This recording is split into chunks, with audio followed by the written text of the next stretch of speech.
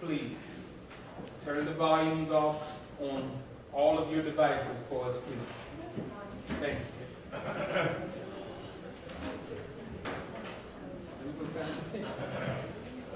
There was this really smart and famous lawyer who had a really, really big case. Actually told the jury something about the defendant not standing up. I don't know who that guy is, but I do remember. Yeah, I heard that had a little blowback for him. The defense isn't back from lunch. There it is. I give you 46 minutes and you take a mile.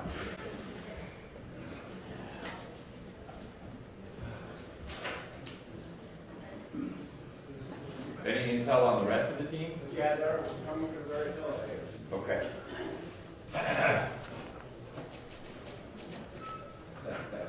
The last trial I had with Mr. Harvey was about this point that his client, and there he remains.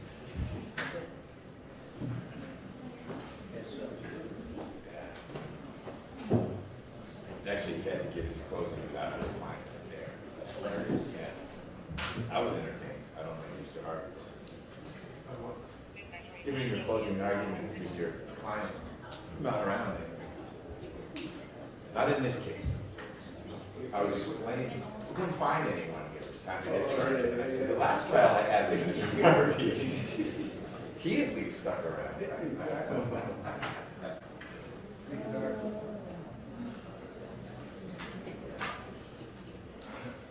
All right, if you could check on the jurors, please. You got a lot. They're ready, Judge. I don't do that. Matt's still a little behind. They're ready. They're ready? Okay. Mr. McIver is here. Great. Let's bring him in, please. All rise for the juror. Your Honor.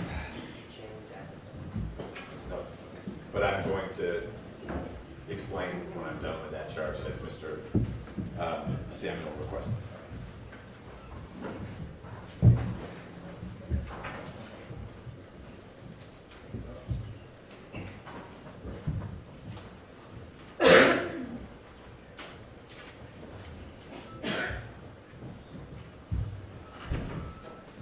Our jurors are present and accounted for, Judge.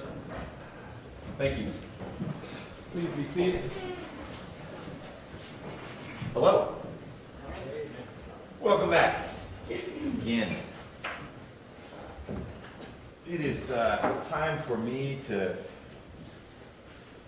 give to you all the law that you must apply to the facts in this case. And I want to start with two prefatory comments. One, I apologize in advance if some of the language seems like legalese. Wouldn't you guess? The language that I'm required to use and that all trial judges are required to use often includes legalistic phrasing in describing what the law is. I'm not doing that intentionally. I'm not trying to confuse you all in any way. There's just certain terms of art that are used or certain ways in which things are defined under the law. You may hear that here. I'm not trying to be highfalutin. I'm using the approved language in describing certain legal concepts, number one.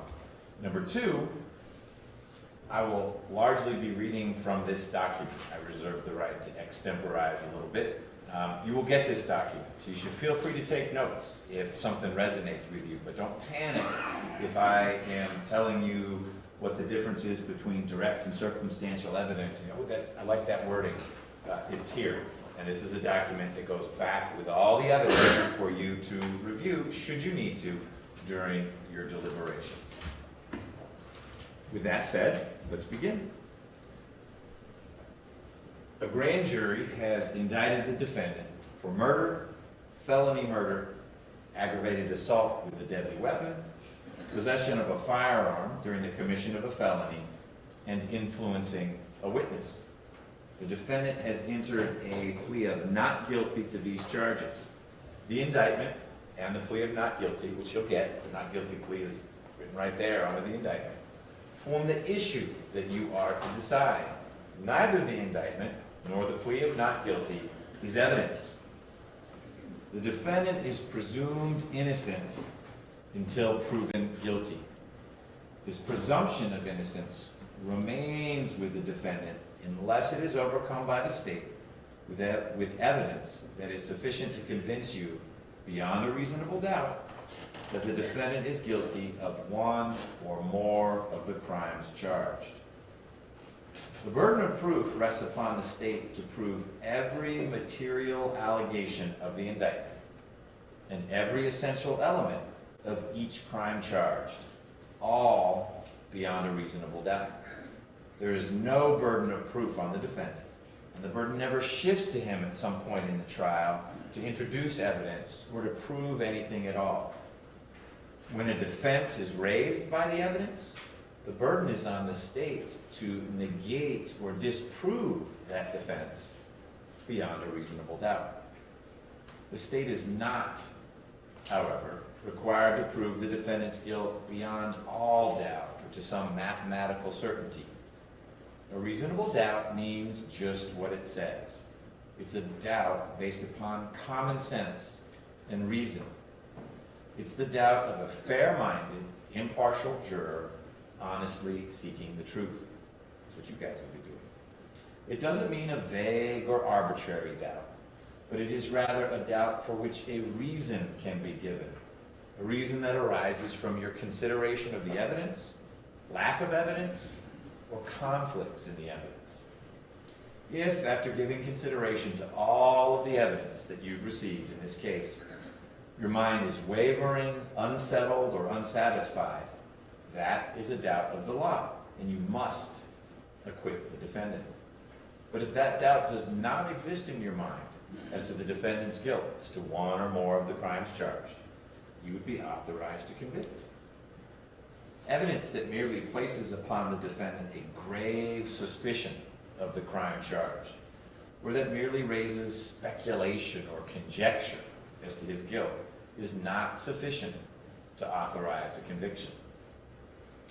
It's my responsibility to determine the law that applies to this case and to instruct you on that law. I did a little bit of that at the beginning of the trial, and I'm doing most of it right now. You are bound by these instructions.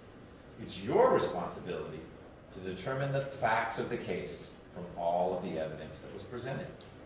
Then you must apply the law I'm giving you now to the facts as you find them to be.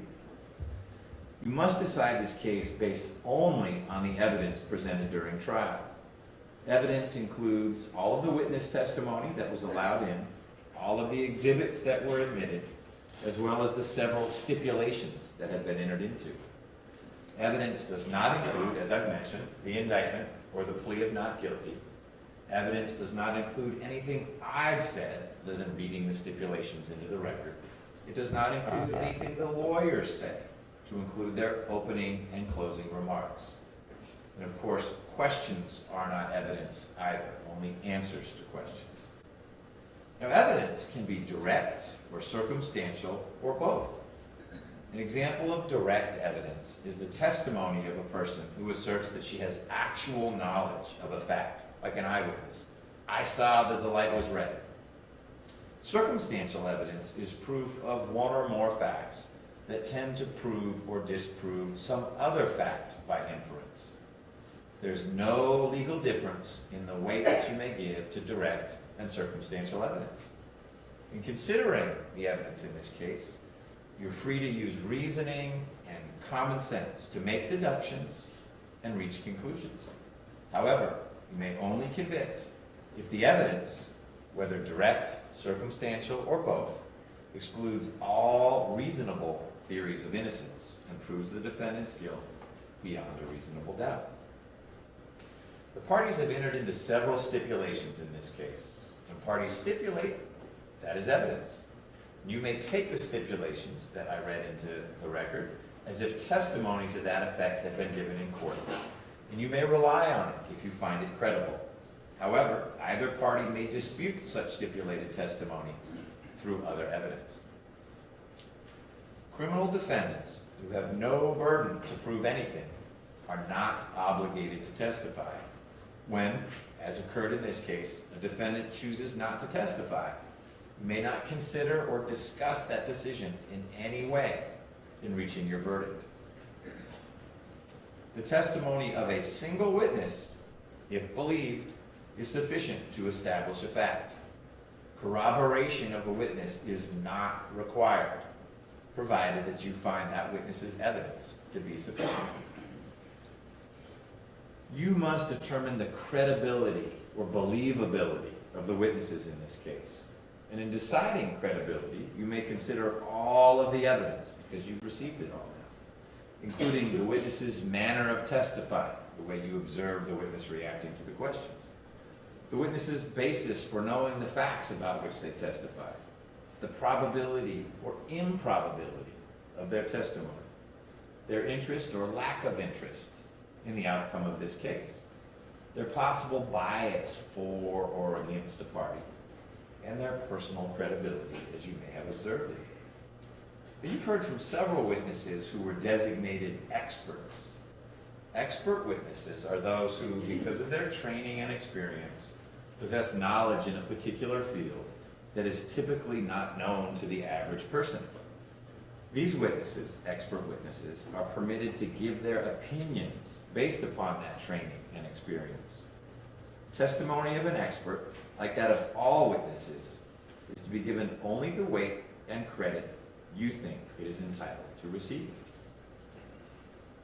The credibility of a witness may be attacked by disproving facts to which the witness testified. You may also consider, where applicable, other evidence offered to attack the credibility of witnesses.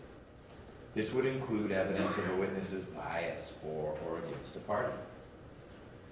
Your assessment of a witness's credibility may also be affected by comparing the witness's testimony here in court to statements that he or she may have made before trial. You must decide whether there is a reasonable explanation for any inconsistency between the witness's pretrial statements and trial testimony.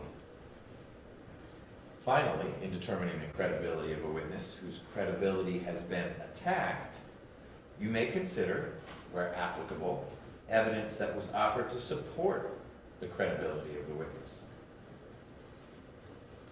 The defendant is charged with crimes against the laws of this state. A crime is a violation of a law in which there is a joint operation of an act and intention. Intent is an essential element of any crime, and it must be proved by the state beyond a reasonable doubt. Criminal intent is not the intent to violate the law, but means simply the intent to commit the act that is prohibited. Intent may be inferred from proven facts or from acts and conduct. It may also be inferred when it is the natural and necessary consequence of the act. The defendant is not presumed to have acted with criminal intent, but you may find such intention, or the absence of it, upon a consideration of words, conduct, demeanor, motive, or other circumstances connected with the acts for which the defendant is being prosecuted. Venue. The law provides that criminal actions shall be tried in the county in which the crime was committed.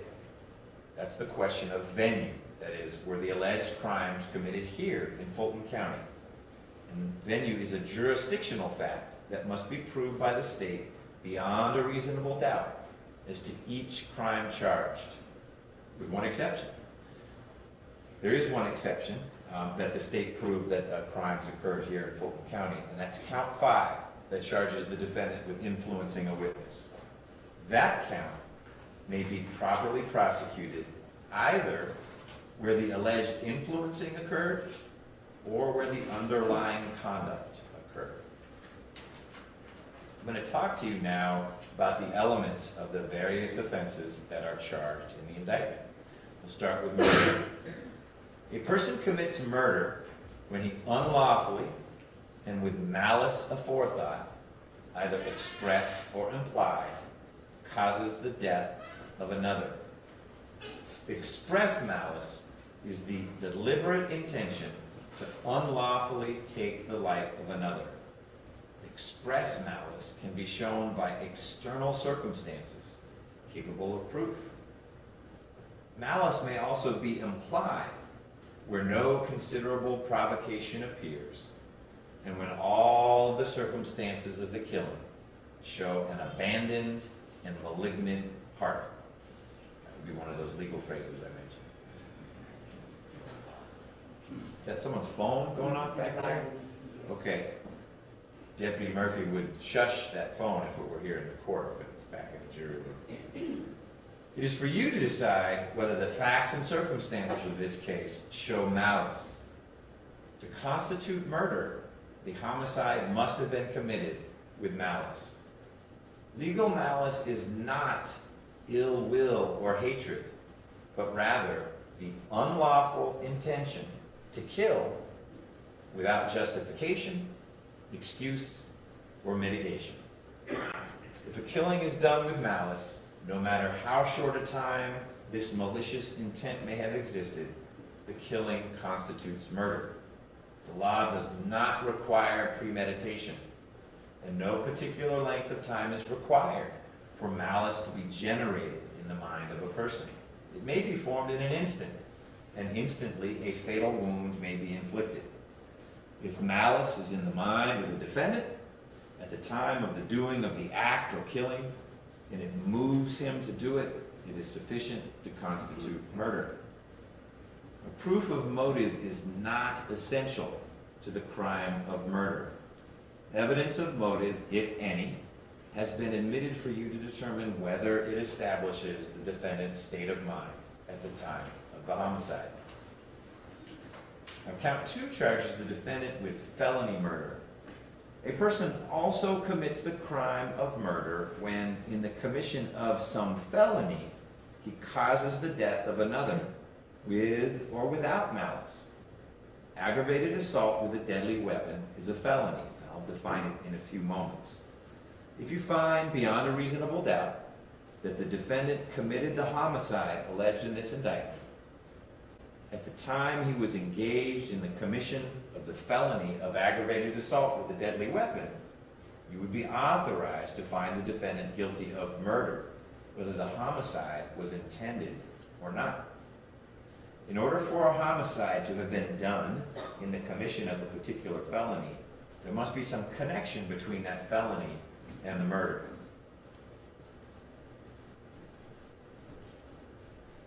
Between the felony and the homicide. It is not enough that the homicide occurred soon after the felony was attempted or committed. The felony must have a legal relationship to the homicide, be concurrent with it, at least in part, and be a part of it in an actual and material sense. A homicide is committed in the carrying out of a felony when it is committed by the defendant while engaged in the performance of any act required for the full execution of the felony.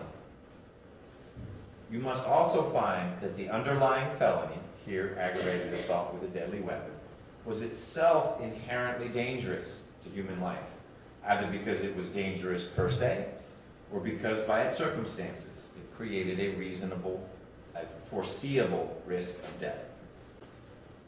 Count 3 is aggravated assault with a deadly weapon. A person commits an assault when he attempts to commit a violent injury to another. A person commits aggravated assault when he assaults someone else with a deadly weapon. The state must prove as a material element of count 3, as it is alleged, that the assault was committed with a deadly weapon. And I instruct you that a firearm is a deadly weapon as a matter of law. Now, if you do not find beyond a reasonable doubt that the defendant intentionally shot or intentionally killed his wife, you should still consider whether he is nonetheless legally responsible for her unintentional death. A person commits the offense of involuntary manslaughter when he unintentionally causes the death of another by the commission of the crime of reckless conduct. A person commits the crime of reckless conduct when he causes bodily harm to another, consciously disregarding a substantial and unjustifiable risk that his act or omission will cause harm, and this disregard constitutes a gross deviation from the standard of care which a reasonable person would exercise in the situation. No person shall be found guilty of any crime committed by accident in which there was no criminal scheme or intention and no criminally negligent behavior, such as reckless conduct. An accident is an event that takes place without one's foresight or expectation and occurs without design. If you find that the incident that is the subject of this case occurred as a result of accident and not as a result of a criminal undertaking or criminally negligent behavior, then it would be your duty to acquit the defendant. When the issue of accident is raised, the burden is on the state to negate or disprove it beyond a reasonable doubt. You should consider any evidence as to accident in connection with all other evidence in this case. If in doing so, you should entertain a reasonable doubt as to the defendant's guilt, it would be your duty to acquit. On the other hand, if you should find from the evidence as a whole that the defendant is guilty beyond a reasonable doubt, you may convict. I want to take a step back. What I've just instructed you is that if you find beyond a reasonable doubt that the defendant intended to kill Ms. McIver, you're in the realm of murder. If you find beyond a reasonable doubt that the defendant intended to shoot Ms. McIver, you're dealing with aggravated assault, anything that might flow from that. If you find beyond a reasonable doubt, take that back. If you don't find beyond a reasonable doubt that the defendant intended to shoot or kill Ms. McIver, but you find that his conduct constituted reckless conduct, you're dealing with involuntary manslaughter. If you don't find beyond a reasonable doubt that the defendant intended to shoot or kill Ms. McIver, you don't find beyond a reasonable doubt that his conduct constituted reckless conduct, then you're dealing with an unintentional situation along the lines of accident. Count 4, possession of a firearm during commission of a felony. A person commits the offense of possession of a firearm during the commission of a felony when he has on or within arm's reach a firearm during the commission of a felony. Murder, felony murder, involuntary manslaughter, and aggravated assault are all felonies. And firearm, that term includes any handgun. Count 5 alleges influencing witnesses. A person commits the offense of influencing witnesses when he engages in misleading conduct toward another with the intent to prevent the communication to a law enforcement officer, prosecuting attorney, or judge of this state information relating to the commission of a crime. Ladies and gentlemen, by no ruling or comment that I have made at any point during the trial have I intended to express any opinion about the credibility of the witnesses, the evidence, or the guilt or innocence of the defendant. You are, as I've told you before, the fact finders in this case. You are not to concern yourselves with punishment or sentencing. In the jury room, you will have this verdict form. You should consider each count individually, as a defendant may be found guilty of some, all, or none of the charges. If, after considering all of the evidence, together with the charge that I'm giving you now, you should find unanimously, beyond a reasonable doubt, that the defendant in Fulton County, for counts 1 through 4, Fulton County or some other location for count 5, did commit an offense as alleged in the indictment, you would be authorized to find him guilty. And in that event, the form of your verdict would be, we, the jury, find the defendant guilty.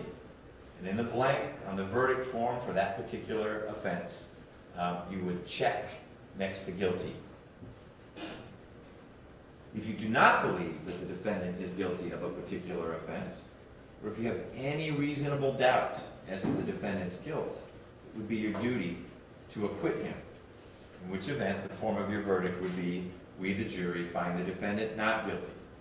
And in the blank on the verdict form for that particular offense, you would check not guilty. For counts 1 and 2, count 1 being murder, you have 3 options. Guilty of murder, guilty of involuntary manslaughter, that lesser included we just talked about, or not guilty. Felony murder, the same. For the other 3 offenses, your options are guilty or not guilty. Now, whatever your verdict is for a particular count, it must be unanimous. All 12 of you must agree. Your final verdict must be in writing on this verdict form, signed by your foreperson and dated, so it can be returned to be published here in open court. Your verdict must be based solely upon your consideration of the evidence according to the laws I've given you. You must consider the facts objectively, without favor, affection, or sympathy to anyone. It is your duty to report to me if you perceive that a juror is making decisions based upon improper considerations of race, gender, religion, or sexual orientation. One of your first responsibilities in the jury room will be to select a foreperson who will preside over your deliberations and who will sign this verdict form. You should start your deliberations with an open mind. Consult with one another and consider each other's views. Each of you must decide this case individually for yourself, but you should do so only after a discussion of the case with everyone else.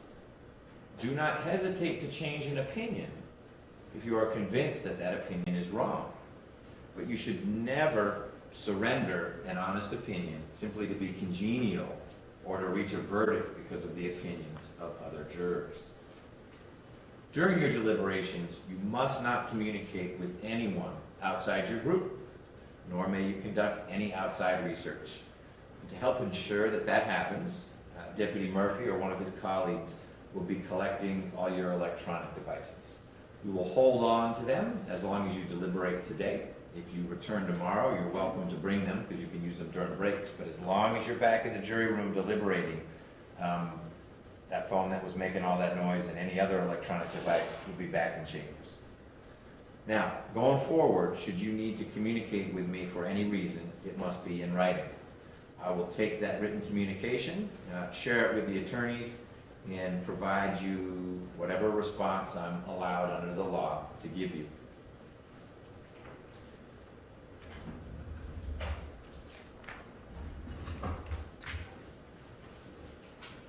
And with that,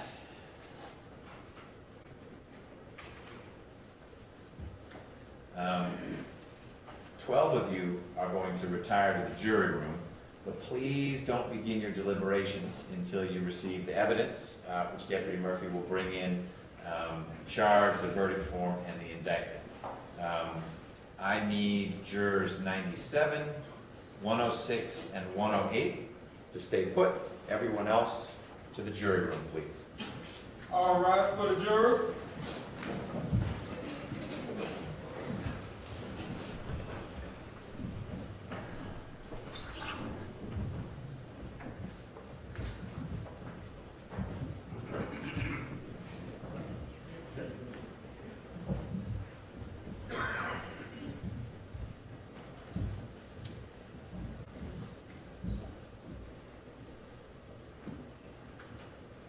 Please be seated. 97, 106, and 108.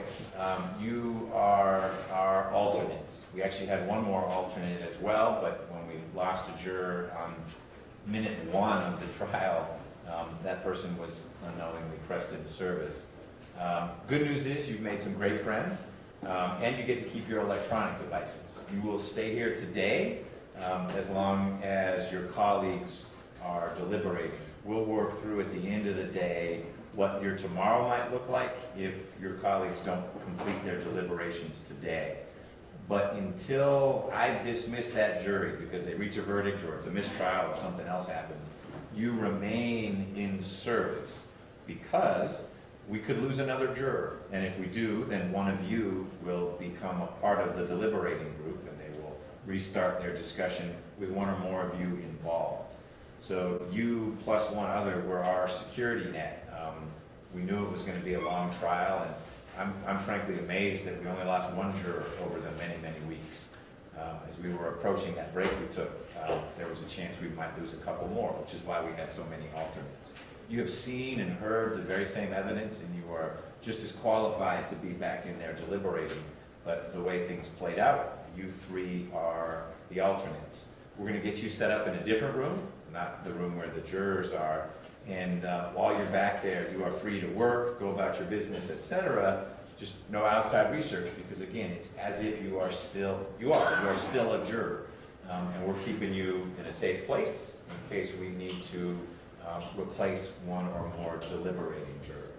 When we're done, like I said, today, we can talk a little bit more about whether you could tomorrow go back to work, or at least not be here, but be on call, because that's literally what it would be. You're like those doctors, and if we lose a juror, we need to know that you all could be here within 30 minutes or so. So if work takes you too far away, then we can get you a warm and dry room here to hang out. But you can be thinking about what logistics make the most sense for you, and we'll revisit all that when we break for the day. Any logistical questions about that? Do we have a room in mind for these three? Normally, when I have trials not down here, there's a nice happy space for the alternates. We haven't had a discussion yet, Judge, but I get with Michelle and I have them in the hallway with me. Great, okay. I think an even worst case scenario would be to get back in the chambers if they need, at least initially until we find space. Okay. So if you all will go into the jury room, grab your stuff so your electronics don't get vacuumed up, then you can have those with you. But again, the three of you should not discuss, no mini deliberation where you come up with your own sense of what should happen. Don't talk about the case, no outside research. Do what you would do on any break that you've had over these past many weeks. But we need to keep you sort of like the reserve, Army Reserve. That's what you are right now. Okay? Thank you. Thank you.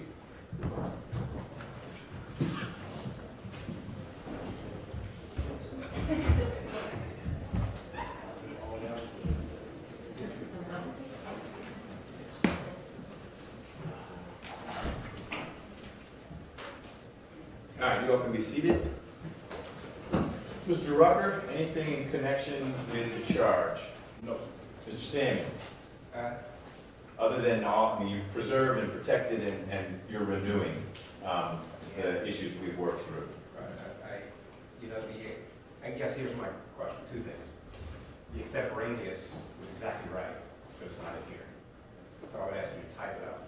Have court reporter type up these 3 sentences, it'll take 6 seconds, and include it.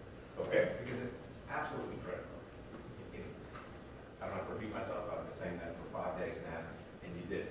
The only thing I would add, which was not there, was you said, I was hoping that the last words would be, but if you find no criminal negligence, and you find no intent, that should have said it would be not guilty on all 3 counts, and you didn't say that. Okay. So, but at a minimum, I would really urge you, especially since it is the charge of the court, you told them the charge of the court. Do I need to say it again, or you agree? No, I'm agreeing with you. I'm going to invite you to type it up. Unless you're saying just literally get the transcript and go, oh, great, I'll work with Ms. Weaver on that. And then I'm going to allow them to start their deliberations and we'll supplement it with that. I just won't send the charge back. I'm not going to draw extra attention. I'll hold on to the charge. They're going to have to figure out which way is up, etc. But moments later, I'll send the charge back with that included. Do you give them 12 or just 1? I start with 1. I can give them more. They usually ask if they want more. I send back 4. I don't care.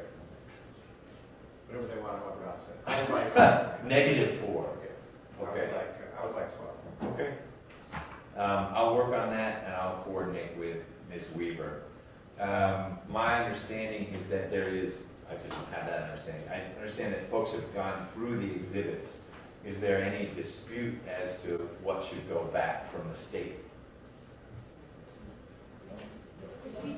No, we don't have a dispute. I think we have two exhibits where either side was sure. There's one where I don't think it's in, Okay. and then there's one I think we both had a question about. Does it go back? A state's exhibit, you're not sure if it's in, or a defense exhibit? Yes. Well, so let me back up. Where do you want to put the court's exhibits? Meaning the stipulations? No, not the stipulations. One is like an email with investigator Griffin's. If they are just going into the record, we Yeah. should leave them with Ms. Weaver. Okay. If they're going back with the jury, you can put them wherever you want in the file. Okay, so states 338. I don't think it's in. 338 was admitted through Mr. Stringer on the 19th of March, according to my notes. All right, well then, so that one is in. Okay. Um, 337 is not, but 338 is. 487, we decided doesn't go back. It's in, but doesn't go back. Okay. What about 449? Let me just check on 487. That's a check. No, the email. 487 says Gower check. No. It's not anymore. Oh, it's a letter about the check. Okay, letter about the check, got it. And you said 449? Yeah.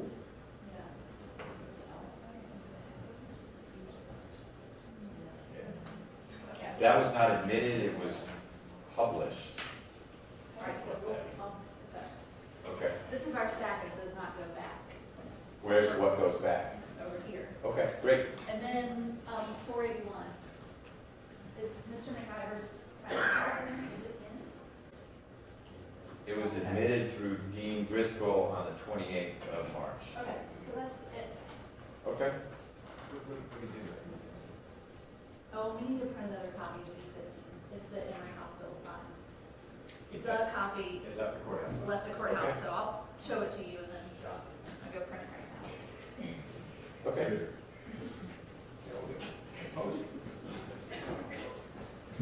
Is the firearm going back initially? Yes? I don't know where Deputy Murphy went. You don't have a problem. Currently, the gun is secure, and so it seems okay to me that it would go back with the jurors. It's been unsecured at certain times during the trial, but every time one of your colleagues resecures it. Yeah, once it's recently. Okay, so it'll go back, and then if they have a question about wanting to operate it, then we can.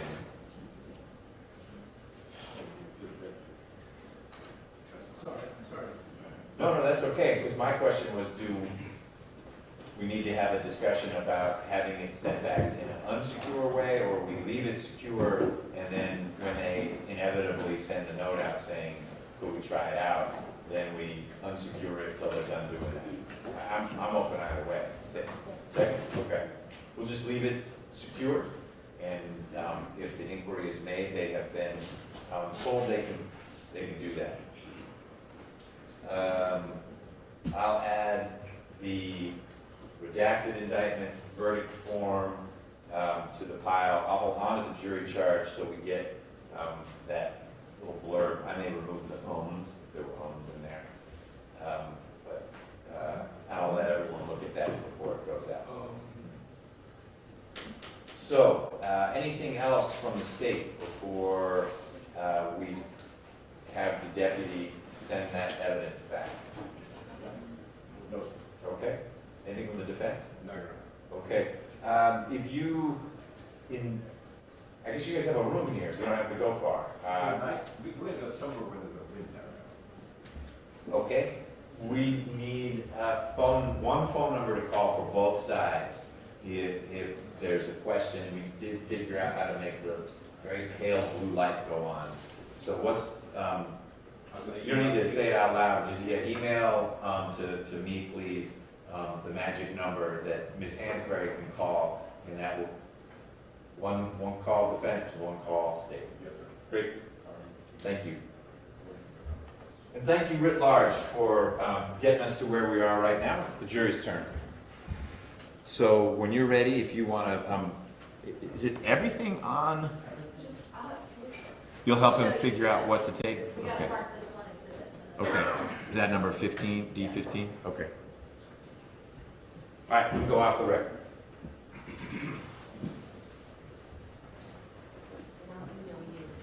That will work. Do you know what he was talking No. about? So if I'll show you where, are they all set? Yes. Okay. After I talked about accident, at the page 9 and 10, is accident. And right after I finished accident, I said, all right, now I'm gonna review. And I spoke for a while, so. Correct. So everything that's after accident and before possession of a firearm, you could generate that. And it doesn't, you don't even need to proof it, because I'm gonna tweak this on anyway. If you just send me that language, please, and I'll work with that.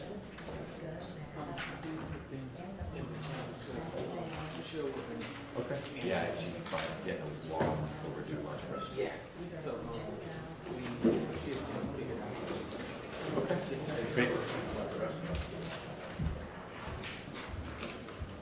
Deputy, I'm gonna hand you, these two are part of the mix also. Those could go on the top, it's the verdict form. If you actually flip them around. So. We need the stipulations. Oh, I didn't mean flip it around that way. I meant put the document from the bottom on the top. No, no, I'm not being clear. Let me take this from you and I'll hand it right back. There. Oh, those. That on, yeah, thank you. Here's the other two. Yeah, I got. Is it possible for us to be called or notified as well? Sure. If I call you, you'll let everyone else know? Great. Perfect. Yep.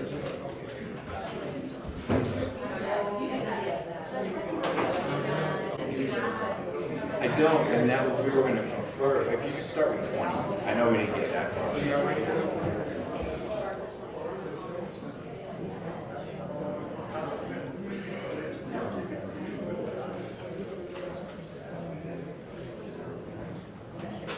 Question for Ms. Griffin and Ms. Clark.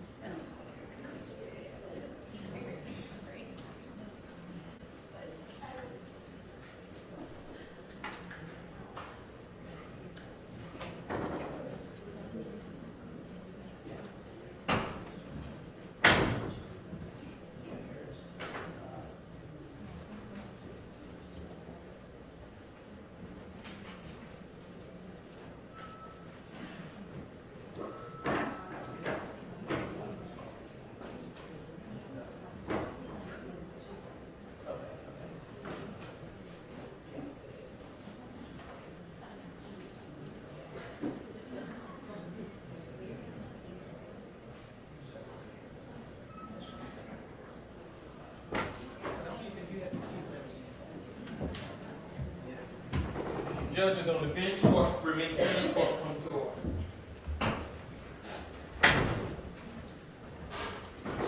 Ready, Ms. Weaver? Yes. All right. McIver is here, got media here, involved and I've left you. I have received a card from the jury. It has 3 requests. I'll read it verbatim and then you all can read this as well. And of course, I'll make this an exhibit at the appropriate time. Number 1, copies of charge instructions. They want 11 copies. What? You're kidding. I just received from Ms. Weaver the transcript of what you said was exactly right. And so I'm going to massage that. I'll share it with everyone. But the answer is they're going to need to wait a couple minutes on the charge, but they'll certainly get that. 2, can we have the gun unlocked to be tested? 3, can we get adhesive tape, paper clips, note cards? So, copy of charge instruction, 11. Can we have the gun unlocked to be tested? And can we have tape, paper clips, and note cards? Mr. Rucker, my thought is yes, yes, yes. Any issue with that? I agree. Yes, yes, yes. Mr. Samuel? I think Mr. Rucker and I, for the first time in several weeks, have a complete agreement. Okay. Deputy Murphy isn't here. You're welcome to stand in. I don't have your last name, I'm sorry. We've had Murphy and Kane. Deputy, I want to follow all the protocol, but it is appropriate for the jurors to be able to try to trigger pull on the gun. It's something that's been discussed at great length. If you need all the ammunition taken out of the jury room to have that happen, that's great. But this is not something that we're going to do with all of us staring at them. They're going to do what they think they ought to do with the firearm. How do you want to go about that? Or do you want to put Deputy Murphy's name on this one rather than yours? He does have the key, so He's got the key. Yes. Did he just go back in the jury room? Is that what it is? he took the alternate. Oh, he's getting the alternates to their space. Okay, we'll get Deputy Murphy in here in a moment. I'll work on the tape and paper clips and note cards. We can cover that. I have to work on the charge instructions. So we need Deputy Murphy. Can you see how far away he is? He should be back shortly. Okay. He's just taking them to the 4th floor. 4th floor? That's it. Okay.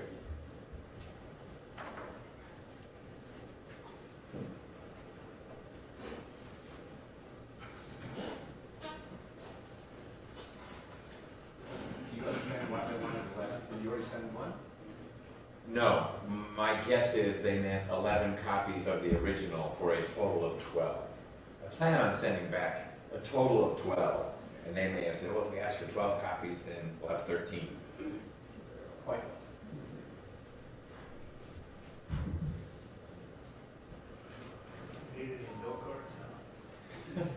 I liked your prop.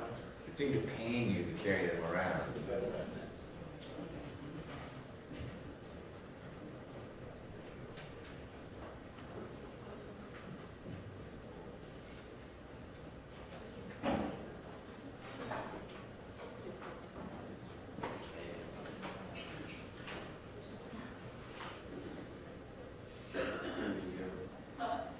That's right.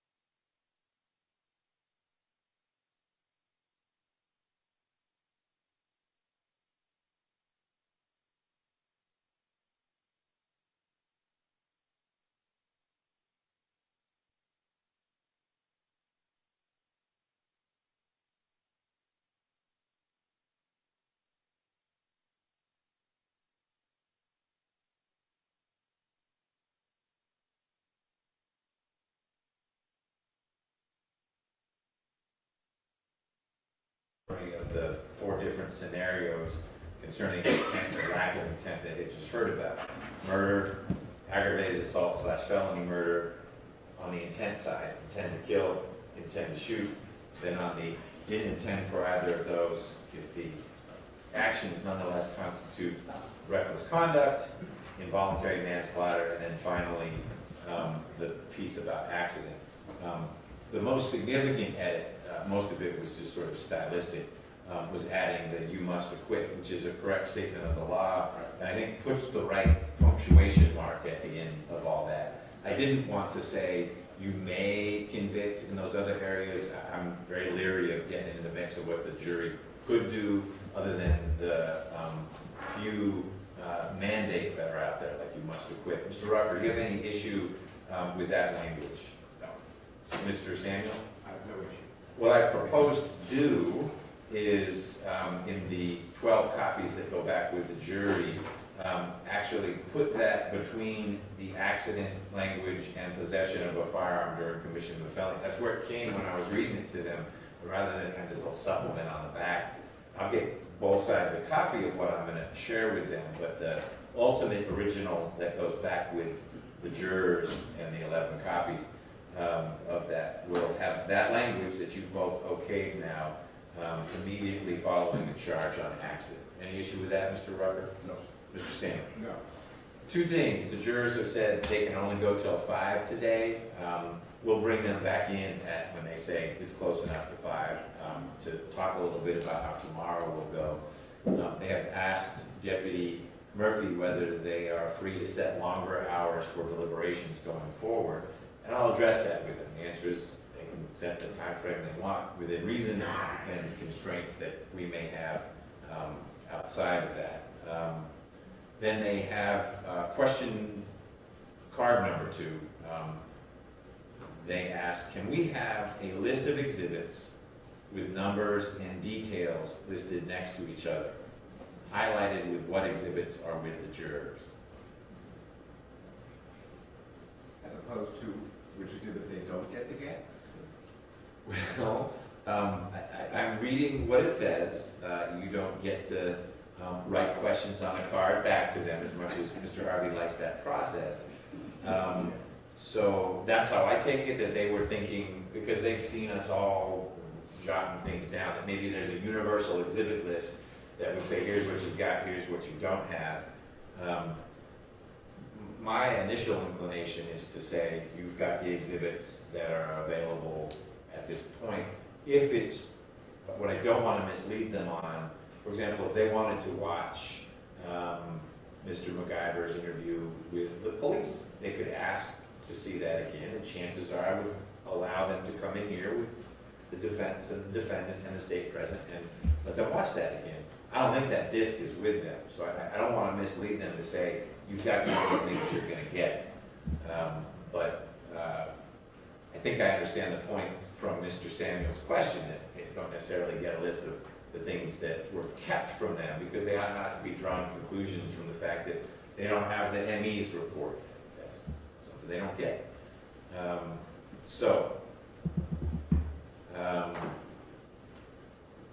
My thought is, I don't really say anything in response to that. Unless someone's going to volunteer to create a list of what they have, but they can do that with their note cards and tape and paper clips.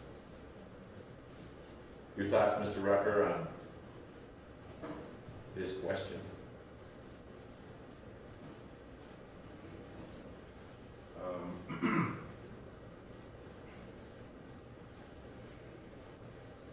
No, I don't want to, with our silence, perhaps communicate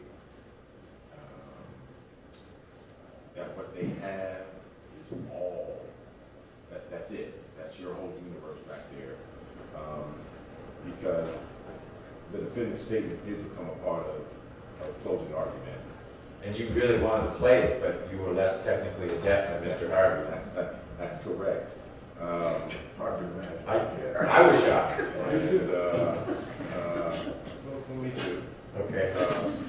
But I'm just trying in my mind, trying to to figure out, is there something between the lines there that they're trying to ask for, to see whether or not they. Or they're looking for it, they think it ought to be in there, and they can't find it. Right. I'll hear from the defense in a minute, but I'm revising my thought. I think that what I ought to do when we're done for the day, they've got more than enough to work on there, but when they come out, I'll address this with them by saying, the exhibits that you can have and worded differently, have and hold are back there, but there were videos that were admitted that you can't utilize back there, but if there are things that you think were admitted that you'd like to see, you should just ask, and we'll discuss it. It may well be that it's appropriate for you to watch a video again. Maybe they're dying to see that from the Sky 3D version from 10th Street. So, Or the jail call, or, Or the hospital. well, so, but right, it could be any number of things, and I think that's a fair point. I don't want them to be misled on that front. And I guess if they're right now making a roster of what they've got, they don't. Mr. Samuel, any issue with addressing the question orally when they come in here to say that there are other exhibits that didn't go back with them because there's no way that they can utilize them back there, videos, etc. But they could always ask to have that replayed. Yeah, that's fine. I'm trying to figure, what are you gonna do with their request for a list of what has been? Not give it to them, unless you think if that's something you want to generate. I have an exhibit list from the state that goes up into the 600s, and there are pages where it didn't come in, stuff didn't come in. Now, I'm not going to take the time to call out what was admitted and what wasn't.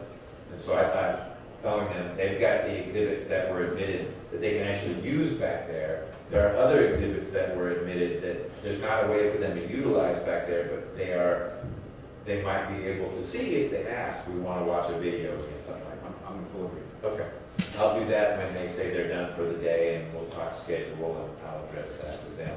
I'm gonna go print out the jury charge, so they'll get that before the day is done. Anything else from the state? no. Defense? All right, my thought is you shouldn't go too far away, because in less than a half hour, I think you're gonna want to be done. Thank you.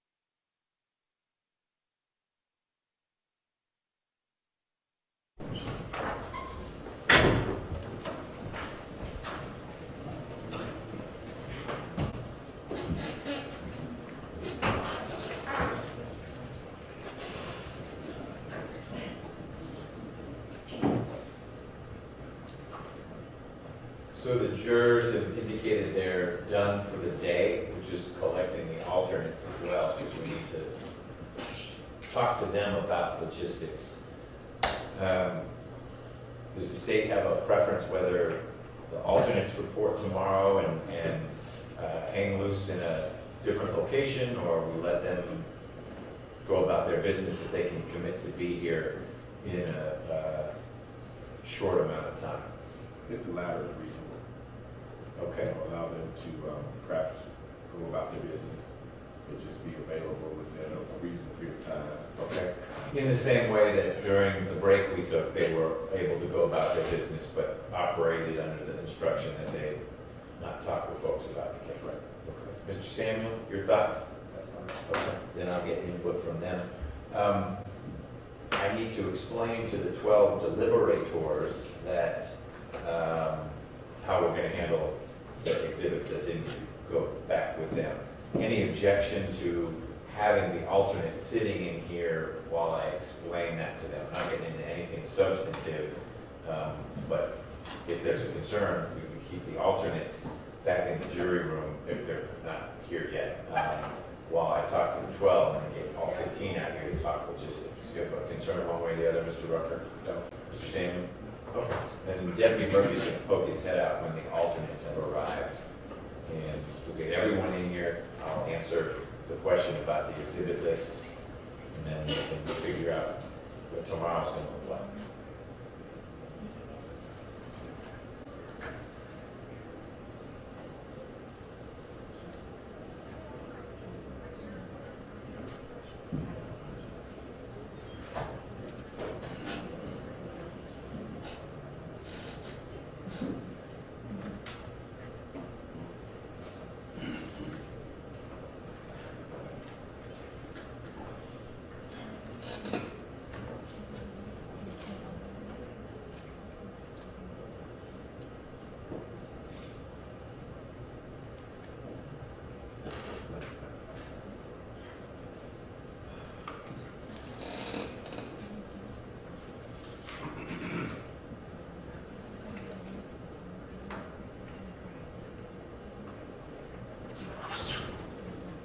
You're ready, Judge. All 15? All 15. Rick, let's bring them in, please.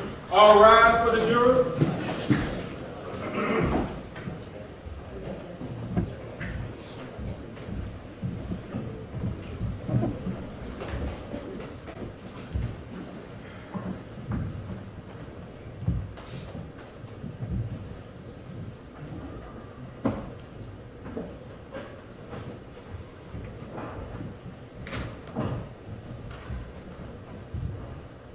All jurors are present and accounted for, Judge.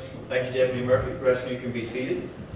Hello, jurors. I'm glad to see that those deliberating are allowing the alternates to sit among you while we have some parting comments today. The first thing I want to do is respond to what I'm calling question 2. It's technically maybe number 4, but it's card number 2 from the 12 deliberating jurors. I'm not planning on giving you all an exhibit list. You have with you the exhibits that were admitted that you can have back there. There may have been exhibits that were admitted that aren't back there because they're a disk or a thumb drive. If there's anything that you think has been admitted that you want to view, a video or this or that, write down that request, and if it's appropriate for you to review that item, and it's a video, for example, we'll get you out here, and with all the parties here, we'll play that video again. You have back with you in the jury room the exhibits that can be back there, but that doesn't mean it's everything that was admitted. Does that make sense? Take that as a collective yes. We need to talk logistics. For the 12 of you who need to be back tomorrow, you decide whether tomorrow starts at 9 or 8:30 or 10 a.m. The later you start, the later you start.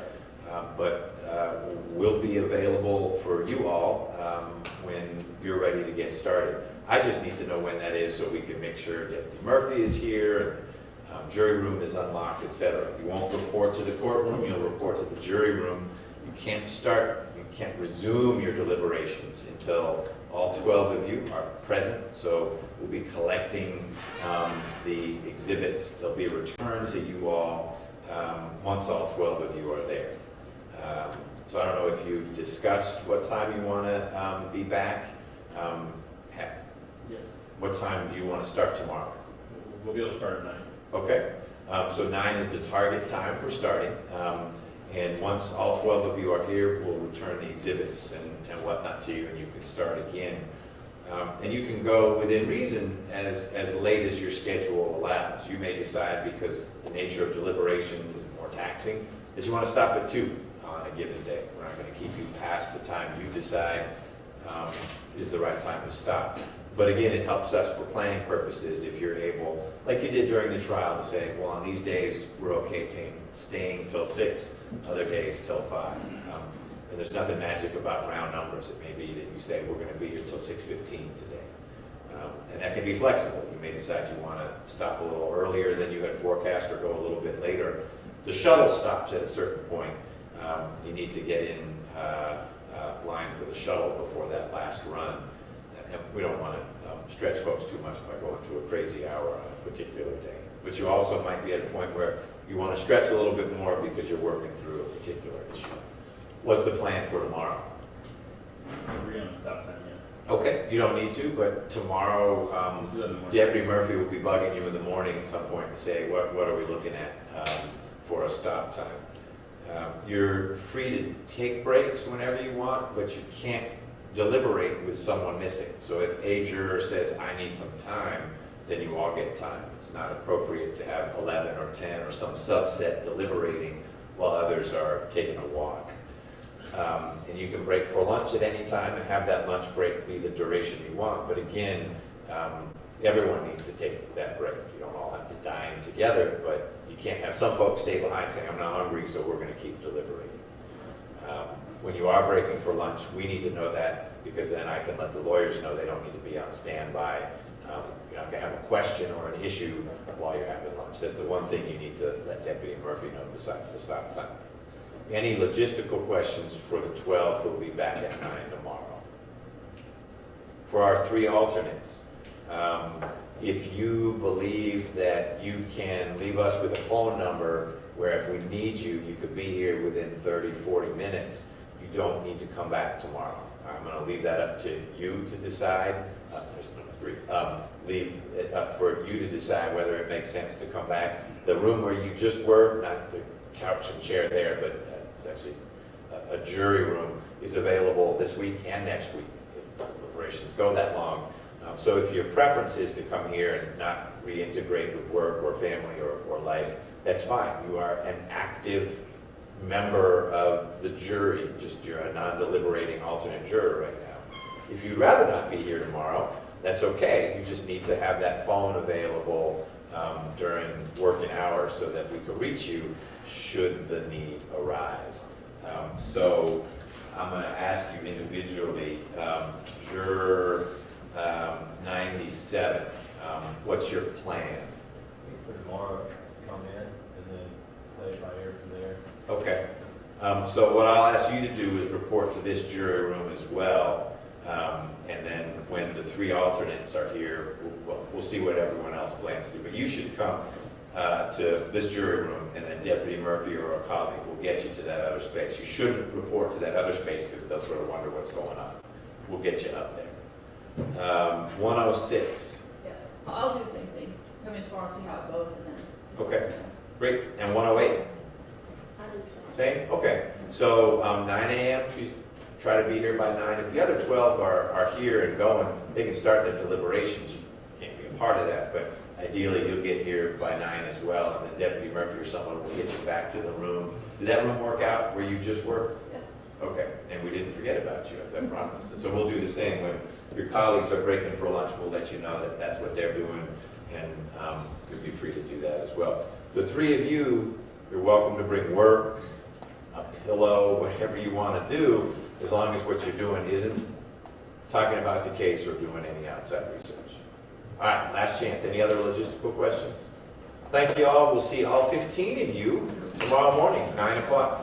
Again, you won't come in here. You'll just dive into things, but we'll be available if there are questions or other issues. Thank you so much. All rise for the jurors.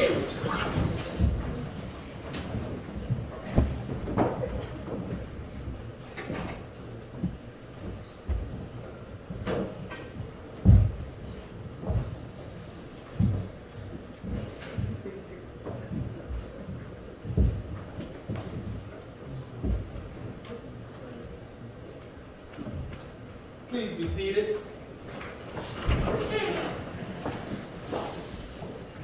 They can't stay away even if we give them the chance to. It is a dedicated group of jurors. We are all very fortunate that it worked out this way on that front. Mr. Rucker, anything from the state before we break for the day? No. Okay. Mr. Samuel? You all should be within hailing frequency by 9, whether you report here or not. We've got, we chose your number, Ms. Clark Palmer, as the official one for the defense. And Ms. Connery, we've got yours. And we'll use yours, Luis. You didn't give me a last name, so Luis. As long as, so you'll be available all week. If we spill into next week, we may need a different number. Is that right? Okay, well, great. So those are the 3 numbers we'll call if we haven't seen you yet and there is a matter from the jury we need to take up. I have to make a presentation to the Board of Commissioners tomorrow, sort of late morning, so there'll be a little window when, even though the light goes on, we won't be able to attend to it right away. But other than that, I will be actually presiding. So there may be people coming in and out of this courtroom who will shoo away if the light goes on, but otherwise we'll be doing some pretty routine business down here for the next few days. Okay? Thank you, everyone. Thank you.